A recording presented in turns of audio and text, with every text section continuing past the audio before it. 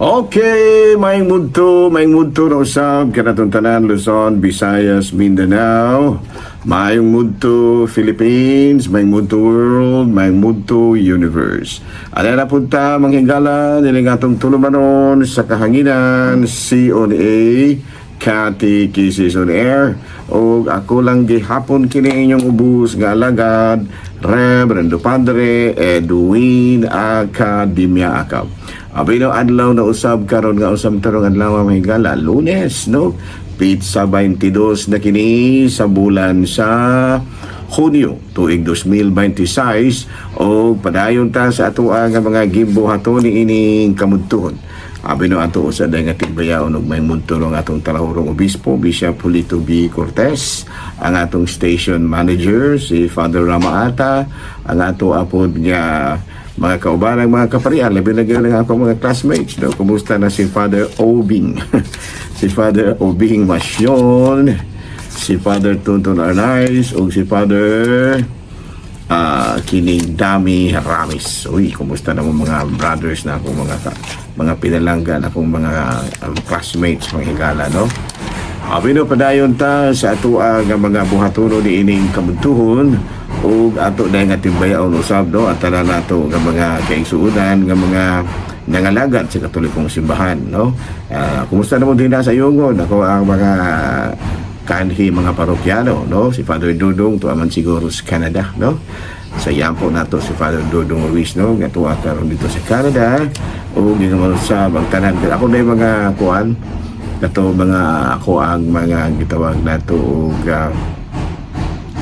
mga pahasubo, no? Ako ang mga pahasubo sa pamilya ni Sister Mina Dikit, no? Nga ni biya na taon diri sa ato ang kalibutan o ato mga pahasubo, no? Sa ang iyang anak, no? Si Karen Joy o giyon usab si panhi Kapitan Dicto Digit. Ayan, no? Tala, no? Padayon kita sa ato ang mga pagpangalagan o hingala. Ari kita sa ato ang Saint of the Day, June 22. Of course, ang ato ang Saint of the Day karon mao si Saint Thomas More. Taga London kini siya, no? Yan na taon ni antong February 7, 1790. O niya usa kini siya kaabogado ug tungod lagi sa kalantip sa iyang pangisip nahimo kini siya nga Lord Chancellor sa England. Pero dunay gamay problema kay medyo na kuan kini siya kana bitaw medyo nagkabangi kini siya do ni kuan ni King Henry VIII, no? Ang hari natong higayon na dito sa kining dito sa England tungod lagi ni ini nga plano, no? Sa ni King Henry VIII nga iyahang pulihan ang iyahang misis, no? Si Queen Catherine, iyang pulihan og laing babae nga mao si Anne Boleyn, no? Nya kay kini si Saint Thomas More kuan man lagi ni siya kaayo kanang Katoliko ba, kana bitaw diehard Catholic unya ni wala gid siya ni suporta, no? Sa plano ni King Henry VIII nga kana iyang i-divorce ang iyang asawa na si Queen Catherine ug iyang ilisan sa laing babae. Mao kanto nga ang gihimo ni King Henry VIII, nagtukod siya ng relihiyon kanang gitawag na tuog Anglican Church with him as the supreme leader. Samot nga wala gid sa ilhan ni Saint Thomas More og didto tungod sa kasuko ni King Henry VIII iyaha kini nga silutan sa kamatayon, no? Gibitay ang taon kini si Saint Thomas More, no? So na nga karong adlaw mao ang kapistahan, no? Ni Saint Thomas More, ang usa ka dako kayong rangko unta lang dito sa England, pero tungod sa iyahang paglaban sa kamatuoran kabahin sa kaminyoon o dili pang ila, no? Kang King Henry VIII nga mao supreme leader so sa kasimbahan ng Anglican Church mao kadto nga wala na ginahunusan in towns kinis kinabuhi. No? So karon adlaw may gala atong gihinumduman ang lain na pong patron sa Katolikong simbahan nga mao si Saint Thomas More. Abino anita magigala sa ato ang kining gitawag og CBCP News sa June 22 Bishop Malvin Maceda urged Catholics to strengthen their homes as centers of prayer and faith amid what he called increasing spiritual threats. So sa ato pa kini si Bishop Maceda iyag yung giawhag no ang giawhag niya ang mga tao nga dili gyud nila kana bitaw ang ilang panimalay ba himuon gyud nga sentro sa pag-ampo no kay do namang giuban mga higala nga tungod siguro sa kana bitaw kakulangan na sa panahon sa pag-ampo mura og ila na lang na kuan ba na overlook na ang kaimportante sa pag-ampo. So muna nga kini si Bishop Maceda nitudlo gyud gayo himo ang gyud ang inyong panimalay nga centers of prayer and faith. Balita mga higala gikan sa Vatican, Pope Leo XIV defends journalism against the drug of fake news and artificial polarization in a message to the Italian newspaper La AG on the occasion of its 80th anniversary.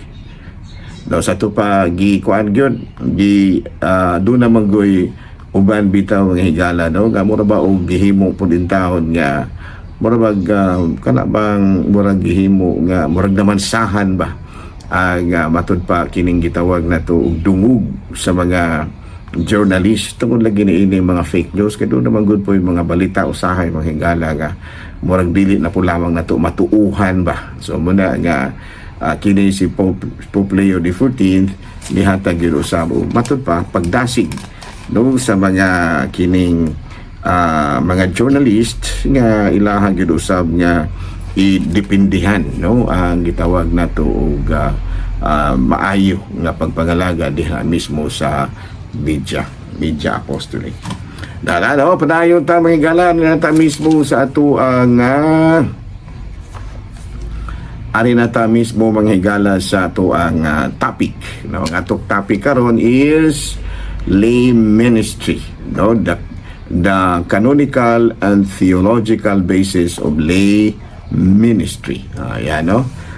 So sa maning lay ministry mga higala nagkasabot kini nga we baptized Catholics should share in the priestly, prophetic, and kingly office of Christ. No? Nga saan to pa, dili lamang kay matud palagi kanang katoliko na ka, nabunyaga na ka, okay na. No? Dili di ay, no? Ato pag di ay mga langgad gud gihapon kita, isip mo share, kana bang moambit pud kita ba sa tahas ni Kristo, isip pari, isip propeta, o isip usa ka hari. Muna ang lay ministry. Kasaan to pamimbro ka sa laiko, pero ni-share ka sa tahas ni Kristo sa iyahang pagkapari, sa iyahang pagkapropeta, o sa iyahang kingly nga office. Ayan, no? O niya, co-responsibility, no? Kining lay people and clergy share irresponsibly or share with the church vision, no? Kini bitang lay people and clergy share responsibility with the church mission rather than kanang clergy assistance. To kay ko ano gusto sa mga higala. Ang mga tao ba murag ang mga laity ba parehas ba ninyo nga naminaw no?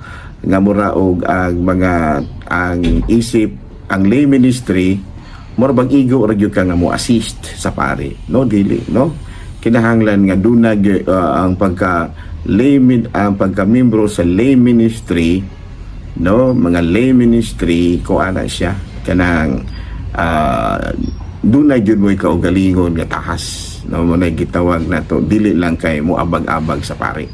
Okay, so na no unya matud pa doon naman giuban nga ang lay ministry usara dili ang lay ministry is daghan na siya no there are 5 types of lay ministry. Ayan no kay mingon uban nga kanang lay ministry pa dahil kanang nang pagpakalawat bitaw no usara na sa gimbuhaton sa usa ka membro sa kining lay kanabitang sa imong pagpagalaga diha sa lay ministry kanang ting pakalawat nang makasaulugan sa pulong kuana siya muna siya gitawag og extraordinary ministers of the Holy Communion no muna siya no mga kuan ra na siya kanang apil naman gihapon na sa pagpangalagad, pero usara na because there are the 5 types of lay ministry. Unsa ganito ang mga 5 types of lay ministry? Extraordinary ministers of the Holy Eucharist. Communion, no? Kana bitaw mo kuan ka ba? Kanang mutabang kaspari sa pagpapakalawat o magkasaulugan sa pulong ka, no? O lectors kanang tigbasa, no? Apil na manghigala, no? Sa kining lay ministry, no? Kana bang kamo mo'y tigbasa, ikaw mo'y tigkanta, ingon ana, no? Sa salmo, altar servers, no? Altar servers, apil na manghigala sa lay ministry. Ano mga kuan ba, mga sakristan, no? Muna sila, no? O niya music ministry kanang choir ministry na siya, lay ministry na kanang music ministry. O niya mga ushers and kining gitawag na to greeters. Kaysa dito ko sa Amerika mahigala, no, nakaadto man sa taginagmay dito, naagi mga ushers mga higala dili para sa ato dili man kasugaton dito, ipaangay jud kag asa kadapit palingkuron. Dili man po kay dag ko ilang simbahan niya, dili po kay daghan ang mga Katoliko dito sa Amerika, kay daghan man kay relihiyon po dito, galabi man ang Protestante. So nga ipaangay jud ka manghigala unya kana apil na manghigala sa kanang gitawag na to lay ministry. Klaro ba? Dato pa kini usa ganito ang lay ministry. Ang lay ministry is the calling of a baptized Catholics sharing in the priestly, prophetic, and kingly office of Christ. Unya, dili na siya usa ka kuan kanang gitawag na tong assistance lang. It is a co-responsibility as lay people and clergy share responsibility with the church mission rather than laity assisting priests and of course co-workers. So, tabahan tigyo ka, no? Tabahan tigyo ka sa simbahan. Okay, klaro? Bino, ato nang dugangan og mga adlaw mahigala ha, tong kahibalo kabahin sa lay ministry. Kaya ang uban biya mahigala nagtuo nga kanang lay ministry mauna na gyud ang kuan. Kana bitang gitawag og maura gyud na siya ang gitawag nato sa in English og mga lay ministers kanang tigpakalawat. Dili. There are 5 types of lay ministry. Number 1 is the extraordinary ministers of the Holy Eucharist, Holy Communion, mga lectors, mga altar servers, mga music ministers, ushers, and greeters. Okay? So, dinilan sa takutob ha. Balik-balik tawag ba gihapon ha. Unya, nalipay na iko mahigala, no? Nga, kana bitang naabri na ang Strait of Hormuz. Kay doon na may kanang gitawag na to kana bang agreement of misunderstanding, no? Understanding ang US o Iran nga hunungo na gyud ang gira, nagpinirmahay naman sila, no? So man nga lipay santa nga munay nahitabo, no? Kay kung dili pastilan maling mahala kay gasolina o krudo karong sunod semana murag karong ugmang adlaw mahigala, no? Ugmang adlaw mura o makagulog ginhawa na kita ini, ha? So balik-balik taog nga sunod adlaw ha, kung sa mantarong adlaw, Lunes mantaron, pero ugmang adlaw Martes basin og dunay bagong presyo ang mga gasolina.